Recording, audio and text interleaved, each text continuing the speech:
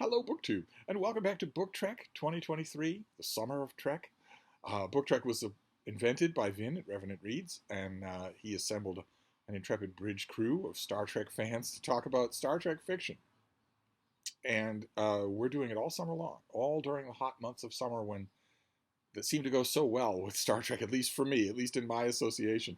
So I've been just adding a huge amount of Star Trek to my reading diet. I I wind down my evening. I make a hard line at midnight. At midnight, I turn off everything.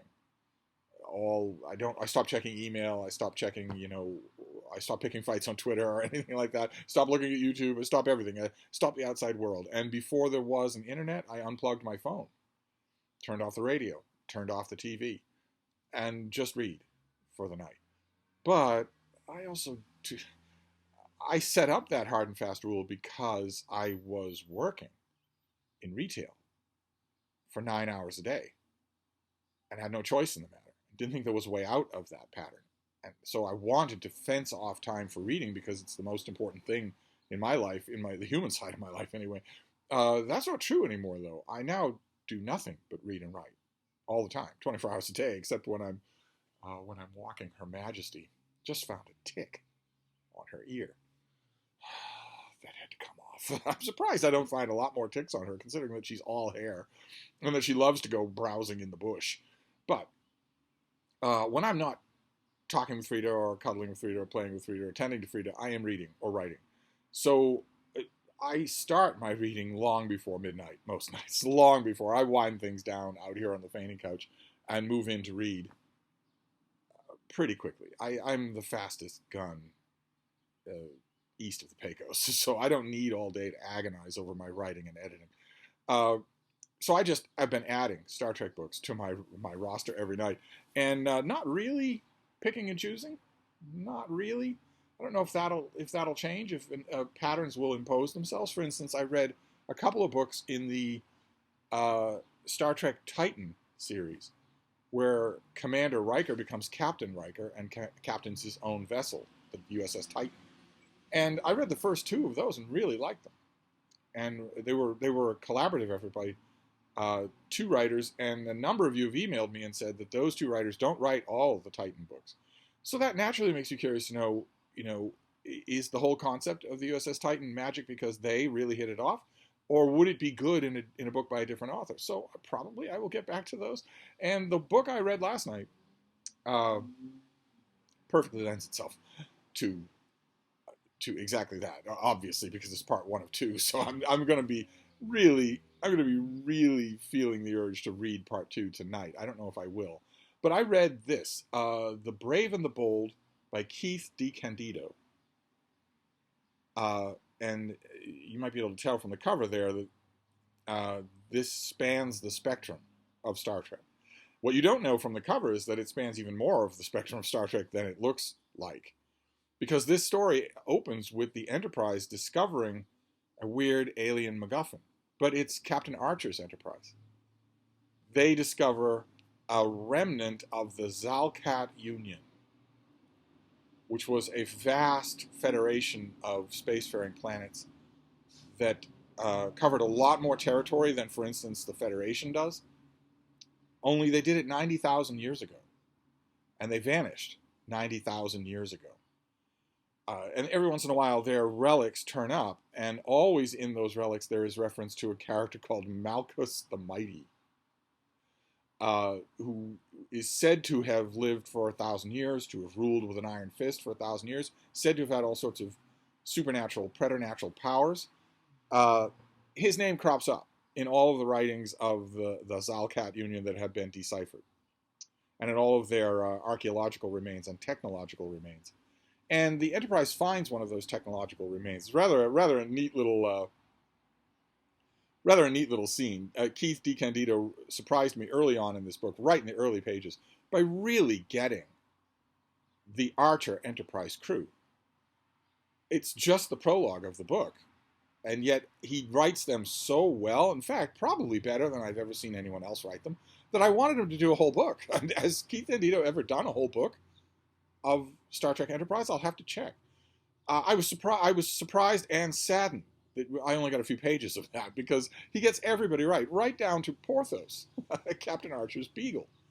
Uh, and the Enterprise eventually, Archer's Enterprise eventually figures out that Malchus the Mighty had access to some sort of technology that was not in line with Zalcachian technology. It was very different from that. And D. Candido kind of gives the game away because he says that he has T'Pol and Ensign Hoshisato say that Malchus seems to have disappeared from the timeline for a small amount of time, and when he came back, he had all this technology. So it's pretty obvious that Malchus did a little time traveling on his own, I think, from his first book. But he had specifically a few pieces of technology, items of technology. One could channel telepathy, so he could mind control. Another enabled him to control weather. A third enabled him to inflict viral diseases, to cause viruses in people without the ordinary vectors of transmission. And the other one was simply destructive. It was just a kind of an energy weapon. And the speculation, T'Pol's speculation based, Vulcans, of course, have done a whole bunch of research on Malchus the Mighty and on the Zalcat Union. And the speculation is that he used these things to stay in power. But when he eventually fell from power, they were deemed too dangerous to be kept together or for any record of them to be preserved. So all four devices were scattered all across the Zalcat Union. So at the beginning of this book, we have a very woolly old science fiction idea of multiple magical MacGuffins that people are just going to find. The premise of this book is that they're all going to be found at relatively the same time, 90,000 years later, which is a dumb premise to start with. But we no sooner get that explanation, that's kind of an expository placeholder, than we leave Archer's Enterprise, which I didn't want to do. I absolutely didn't want to do. But it's not like I was disappointed, at least for the first half of this book, because the first half of this book involves a young Captain Kirk on the bridge of the USS Enterprise, but he is not the senior officer. A planet has been suddenly inflicted with a mysterious virus. Seems to be affecting people at random. It doesn't seem to be transmissible. And the Enterprise warps into the system, but a senior officer is already there. Commodore Matt Decker is already there. And he's in charge, of course. He outranks Kirk. But he doesn't necessarily want to be in charge. He is portrayed really well in these pages. We're told that he came up the ranks through security instead of science or, command or whatnot. And that he is older and gruff, but fair and likable. He has a prim and proper executive officer. His number one is constantly trying to keep him in line, constantly trying to make him more presentable. He has his science officer is really, really interesting, a really interesting sort of wry, sardonic guy. His chief medical officer is a wunderkind. Very, very much Julian Bashir feeling here, because he's just a boy, just a big, gangly, redheaded boy who was a genius at Starfleet Medical and is yearning to make his mark on the broader galaxy. He's a little bit impatient with simply helping patients, which is exactly what Julian Bashir was like in the first episode of Deep Space Nine, where he's talking about practicing real frontier medicine to Kira Nerys, who lives there. So you very much a feeling of that, and you meet all sorts of other people from Matt Decker's ship. So you've got 2 Constitution-class starships that are in orbit over this planet trying to figure out the nature of this epidemic and how to counteract it. And also what's causing it. And eventually, while they are dealing with massive civil unrest, Kirk actually makes the request to Decker that they declare martial law on the planet. And it's a point that DeCandido comes to over and over again. He reminds us that Jim Kirk has firsthand experience with someone declaring martial law on a planet. Because when he was just a boy on Tarsus 4, Kodos the Executioner declared martial law. There had been a food malfunction, a fungus going through the crops, and there wasn't enough food for all of the colonists. And Kodos the Executioner decided the way to save the remainder is to kill half the population and parcel out the food until help can arrive. And he was seen as a monster. He didn't kill Kirk, but only by random chance. And as a character puts it in this book, it's viewed as one of the worst things that's ever happened in the history of the Federation. We know that because we see Kodos in the original Star Trek episode. It turns out he didn't die. His body was never definitively identified, and he became Anton Caridian, a leader of a troop of players that go from starship to starship. And in that episode, we get Kodos' sort of tortured monologue about how if things had gone a little differently, Kodos would have been seen as a hero, which is the sort of thing that all vicious tyrants say. But in this episode, in this novel, Kirk wants to assure Matt Decker that Kodos was a madman. That doesn't mean that martial law is bad. You can do martial law correctly. He makes that point over and over again. I'm not 100% sure that Kirk would make it, but he does. Nowhere in Star Trek, in canonical Star Trek, does Kirk declare martial law. He lays down the law, definitely, as you would if you had a super fortress capable of destroying your planet just in orbit. But while they're working to solve this virus, and that involves a lot of cooperation between McCoy and this brash young doctor, which is always kind of funny. And also a lot of cooperation between Mr. Spock and Matt Decker, science officer. And they have an amazing rapport. His science officer has experience with working with Vulcans. There are Vulcans on Matt Decker's ship, including in their science section. But not anybody like Spock. Not anybody who's been sharpened by the deadpan ribbing and joshing back and forth that he does with Dr. McCoy on a regular basis. This science officer has never met anyone like that. And it immediately recognizes and starts telling Spock, you crack me up. You're the first Vulcan I've ever met who's funny, which always makes Spock just raise an eyebrow. And they're trying to figure out where this Zalkachian technology is. They know that it's here. They know that's what is causing this virus, is that someone is using this technology, and they're trying to zero in on it the whole time, while McCoy and this other doctor are trying to figure out a cure for the virus. Because it's not stated, and it doesn't make much sense, that the Zalkat object would be able to reverse the virus. It doesn't make much sense that it would be able to cause one, but it certainly wouldn't be able to reduce it. So you're going to need to find a cure anyway. And there are stops and starts in finding a cure. Our little wonderkin thinks that he has figured things out, almost kills a patient. McCoy thinks back on his time on Capella, which is a callback to another original Star Trek episode, one that I mentioned in just an earlier Book Trek video. McCoy spent a little time on this planet, which is pre-industrial and inhabited by towering warrior men and warrior women. And he saw something in the biology of that planet that might help them, and he makes an offhand comment in the first part of this book that, I never thought anything good would come of my time on Capella. And all you can think about is Leonard James Akar. When McCoy returns to Capella, something very good is going to come from the planet. But they eventually, in the first part of this book, find the person who is using the technology, and they find a cure. It's a rough cure. It's not going to be a walk in the park for the victims, but they will live. And it's full of Star Trek Easter eggs. Oh my God, there are a million of them in here, just a million of them. They don't get in the way of the book. I honestly don't think you would care. All the stuff that isn't an Easter, there's a difference between an Easter egg and an important precursor point, right? An author who thinks that there's no difference between them will just leave you confused. A good author, Keith DeCandido is terrific in this book, a good author will know what he has to explain and what he doesn't.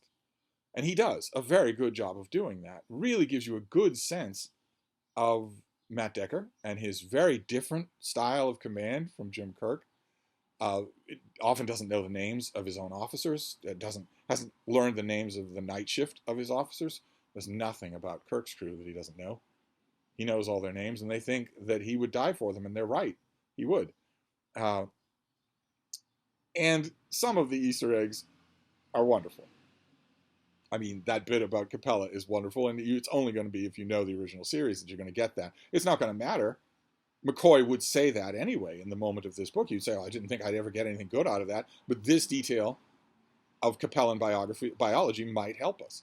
Same thing with when he and the hotshot young doctor are developing a cure, they're basing it on a kind of Capellan plant acid that's extremely corrosive, but they're figuring out a way to make it work.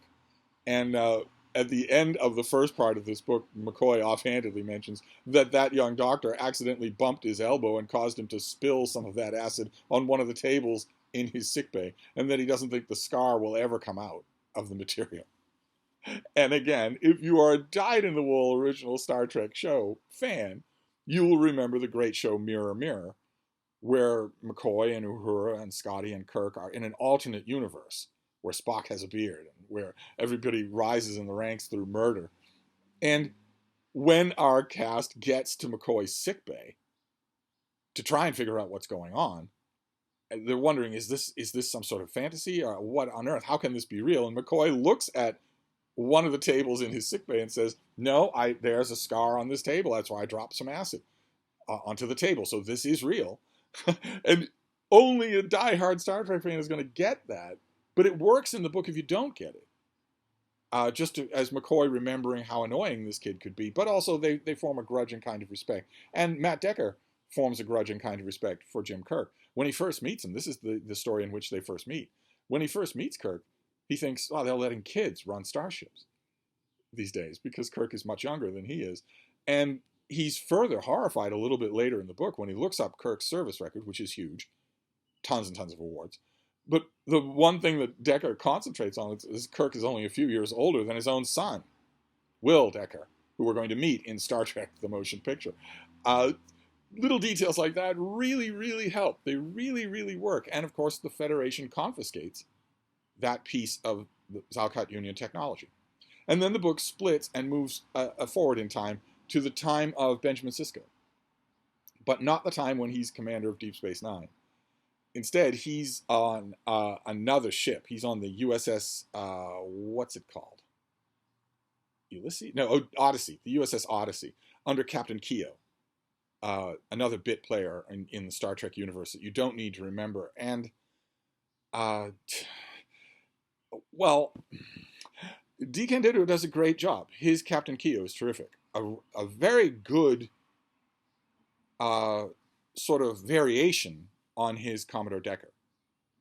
So in both cases, in both of these stories, there's a variation on an older generation of Starfleet, sort of acknowledging and dealing with and helping and being helped by a younger generation of Starfleet, because Benjamin Sisko is billeted on the USS Odyssey, and they also encounter one of these Zalkat devices. And the second half of the book isn't as effective as the first half, and I don't know exactly why that is. I guess this is just a tiny flicker, a murmur of the curse of Deep Space Nine that afflicted me in the first year of Book Trek. I don't know that anything connected with Deep Space Nine transfers to the written page. I just don't know that. I've never seen it done well. Even here, even in one half of the book, when it's not Deep Space Nine. Deep Space Nine characters. What is Benjamin Sisko if he's not the emissary? What is Benjamin Sisko if he's not the commander of Deep Space Nine? What is Benjamin Sisko if he's not on the front lines of the Dominion War? I don't know. I think if you take all those things away, you're left with a fairly empty character. It's watching Benjamin Sisko deepen and sharpen and become complicated in the course of all the seasons of Deep Space Nine that makes the show so interesting. Before that, full head of hair? I don't know. It certainly didn't work in the second half of this. I was more interested in Captain Keogh than in anybody. Any of his crew, Sisko, any of his memories. I was more interested in Keogh than any of that. And I shouldn't have been. I wasn't supposed to be. And they also find the device. But again, if you're a Next Generation fan or a Deep Space Nine fan, the older, gruffer Starfleet personnel that these two main characters deal with don't survive, and neither do their crews. And that's canon. We know that is true. Matt Decker beams his whole crew down onto a planet to keep them safe, I guess, from a gigantic planet killer. And it destroys and eats the planet. Decker says, I'm sure that it's not true. I'm sure that's just his imagination. But in that episode, he says that he could hear them crying out to him. And he couldn't do anything about it. He couldn't help them. Where he beamed them down to, I think he says the third planet. And Kirk says there is no third planet. And Decker breaks down completely. In a way that you can't imagine Kirk doing. He says, don't you think I know that? There was, but not anymore. And he becomes crazed. He becomes obsessed with killing this planet killer and has to be relieved by Mr. Spock. In an utterly fantastic moment in Star Trek. A thing where Jim Kirk is just making something up right out of thin air. He's pulling something right out of his tuchus because he knows it'll work. Because he knows the kind of hold he has over his crew, the kind of bond he has with his crew, and they have with each other. So Commodore Decker assumes command of the Enterprise, and when Kirk says, you're the lunatic who's been endangering my ship, Decker says, you are speaking to a superior officer. And Kirk tells him, get my ship out of there. And Decker says, no, we're going to turn and fight. And Kirk tells Mr. Spock, I order you to take command of the Enterprise on my personal authority as captain. Which doesn't exist. The senior officer on the bridge has all the authority. There's no such thing as personal authority, but Kirk just says it. And Spock immediately obeys. There's no hesitation at all. He turns immediately to Decker and says, you're relieved. Decker says, I don't recognize your authority to relieve me. And Spock says, you can lodge a complaint with Starfleet Command, provided we live long enough to reach them, but you are relieved. I have no wish to put you under arrest. And Decker says, you're bluffing. And Spock says, Vulcans never bluff. And he does this. It's not even a word. He just gestures to the two security guards who are on the bridge, and they immediately step forward. They also are committing a court-martialable offense. They don't care. It's all Kirk. It's all Kirk. If my captain tells me to do this, I will do it. And we see that going all the way into the movies 30 years later. I order you to take command, and my personal authority is captain of the Enterprise. I'll do it, absolutely. But when you get to the end of the first part of this book, and also the second part, the end of the first part, we skip forward to Jim Kirk's log entry where he's talking about the death of Commodore Decker and all of his crew, which we've come to know. We don't know anything about them in the Doomsday Machine. In the original episode, we don't know anything about his crew. They're all dead by the time we meet Matt Decker. Here we get to know them, and it really is a gut punch because DeCandido is so good. Same thing with the second part of this book. You care about these people. And that brings me to my conundrum, which is, do I go to part two? Part two involves Voyager and I think Captain Picard. I think maybe before he's captain. I don't know. To the best of my knowledge, I've never read these, so I'm really tempted to go forward to part two. But that sort of muddies up my random approach to Star Trek books. I don't know. Maybe I will. Maybe I won't. I mean, after all, random is not carved in stone, so I could do that. The one bigger question that this book raises unintentionally, it's not trying to do this, but it was on my mind the whole time, deals with the Zalcat Union, which was a massive. Subcommander T'Pol says at the beginning of the book that they were far bigger than the Federation, and included worlds so far away that they're unlikely ever to see them. And that's borne out by how far distant all of these objects are that were buried or hidden or whatnot. And they're gone. And they've been gone for 90,000 years. As Captain Archer says at the beginning of this book, humanity didn't even exist 90,000 years ago. And that raises the Fermi paradox, does it not? The Fermi paradox, which essentially asks, where are all the aliens? And not just where are all the aliens now, buzzing in and around our sky, but where is all the evidence of all the other aliens that have existed for billions of years? There's no hint of any of that. In even a generous estimation of how long it takes for a technological society to develop, keep in mind only one ever has, so we have only a set of one to go by, but in the usual generous estimation of that, if one developed and clawed its way to technology and clawed its way to interstellar travel and clawed its way to an interplanetary society, and lived for a long time. We're never really told in this book how long the Zalcat Union was around. We're mostly told that it went away 90,000 years ago. But there, if even if you say that one intergalactic civilization the size of the Zalcat Union arose every, let's say, 100,000 years, there'd be thousands of them. And even if you say that they all died out, there would still be tons and tons of records of them. Tons and tons of evidence. I'm not talking in Star Trek here, where of course our crew does find evidence, but in the real world, in our world. For billions of years, this has been a temperate, mostly water world in a perfect, ideal Goldilocks zone around a very stable star.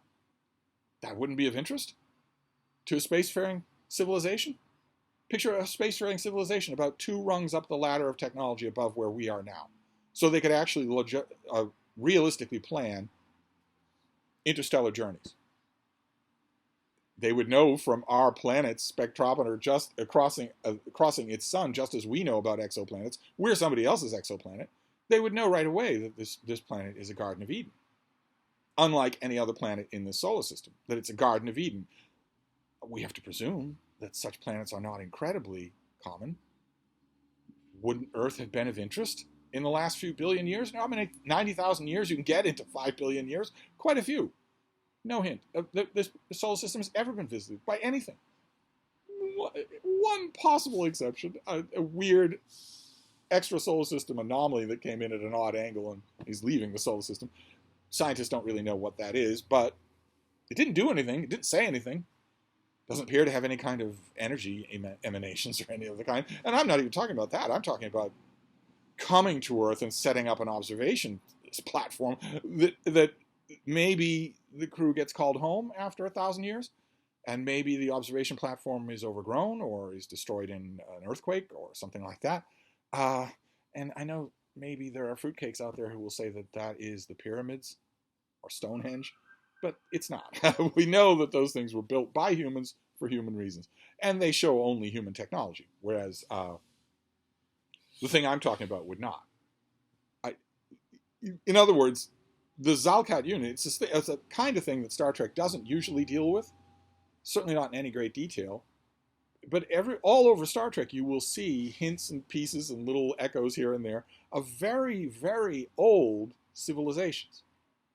Guardian of Forever, in City on the Edge of Forever. What is the Guardian? What was that city? It must be incredibly old. It must be that civilization flourished a long time ago. So where are they? Not in Star Trek. In Star Trek, they're there. You can definitely see them in the Star Trek Encyclopedia. But where are they in our galaxy? No hint. Not the slightest hint. Not the slightest trace of anything like that. No coherent radio signals being bounced back to us. No signals reaching us, no matter how old. It supports my own contention when dealing with the Fermi paradox that the reason for that is that technological intelligent spacefaring life is incredibly rare. I won't go so far. I won't be so hubristic as to say that we're the only one that has ever existed. But I think it's incredibly rare. And by incredibly rare, I don't mean 1 in 1,000. I mean 1 in 10 million. The chances of it. You need a cognitive brain. You need a specific kind of brain. Lots and lots of forebrain. You need to be able to posit actions into the future. Most higher order mammals that we know of can't do that, or can only do it in baby steps. They can't imagine something 5 steps down the line. You need digits. You need hands that can grasp and hold and do fine work. As far as we can guess, you can't have technology without that. You also need fire. And fire is not common. And most of the creatures, in order to have the combinations, the creature with the big forebrain and the really good opposable digits has to develop complex systems of language and literature, and also be in a position to develop fire, which whales are not. Whales can be as smart as they want. They can't develop fire. So they just evolved in a different pathway. The door never opened for them. Raccoons could develop fire. They have the digits, but they don't have the forebrain. They can't think technologically. They could evolve into doing that, but they can't do it now. What are the chances? What are the chances that our species of human, which can do those things, got the lucky break of evolving? A couple of the species of humans that we once shared the planet with were bigger and stronger than we are. It's a random chance that they didn't wipe us out instead of us wiping them out. Just random chance. In which case, those other species of humans might never have gone on to be able to build a rocket ship or a radio. And you need rockets and radios to do anything like the Zalkat Union, anything like Star Trek, anything like any of it. And that's to say nothing of all of the totally imponderable other aspects. A star in the next solar system over from you goes supernova. It sweeps your entire solar system with lethal radiation. It sterilizes your entire solar system. That hasn't happened to Earth. But it easily could. It's random chance that it didn't. Earth has stellar neighbors, same as every other planet. It's random chance that it didn't. Earth's sun lets loose massive coronal ejections all the time, all day long, every day. It's so much bigger than Earth that it would be like, let's say you had one of those T-shirt guns, like the kind that kills Mrs. Flanders. You had one of those T-shirt guns, and you stand at one end of a football field, and you're firing off every second, just like that. You're just firing off like that. And all the way at the other end of the football field, on the ground, there's a single grain of sand. Well, you can fire those things off all day long. You'd fire them off for thousands of years. You're unlikely to hit that grain of sand. And that's the only reason that Earth hasn't been struck by one of these things. A big one, striking Earth at only 1 AU's distance, would rip off the atmosphere. It would completely impair the Earth's electromagnetic field. No life would ever grow here again. That just hasn't happened. That's all. It's just random chance that it happened. Nothing is protecting this world but luck. Pure luck. The right species evolved at the right time, in the right solar system, under the right physical conditions, with the right kind of brain to make the right kind of technology. How many times do you think that happens? My own argument, I know it goes against the wonderful fantasy of Star Trek, but my own argument is that it virtually never happens. That it virtually never happens. So in my view of the universe, there wouldn't be any Zalkat unions. There wouldn't be any, if it regularly happened, and in Star Trek it regularly happens, then you would have evidence of it all around you, and it isn't there. There's none anywhere at all. It looks like, when we look out on the universe, and we're able to do a fair amount of that now, when we look out at least on nearby parts of our own galaxy, our own galactic arm, it very much looks like we are looking at virgin forest in a new world. It very much looks that way. Who's to say we aren't? Who's to say we're the most lucky species in the world? In the whole universe. Anyway, sorry, didn't mean to get all theoretical. This was, let me get back to the book. This was really good. It's really, really enjoyable. Even the second half, I could go on and on about Deep Space Nine. I'm going to have to grapple with Deep Space Nine in the course of the summer of Trek. Even the second part, which I didn't think worked. I don't think it's possible to write fiction about Deep Space Nine. Deep Space Nine, the show, intentionally thwarted that, especially once the Dominion War starts. There is no ability to write effective fiction there because it's all being left on the field. It's all on camera. And so specifically located to those events that... Anyway, this is really good. So I've gone long here. My question now to myself is, do I read part 2 tonight, or do I move on to something else and get to part 2 later in Book Trek? So I will decide that. Maybe I'll skip tomorrow's video to give you a breather. Anyway, I'm going to wrap this up for now. Sorry for the length, but I'll be back. Thank you, BookTube.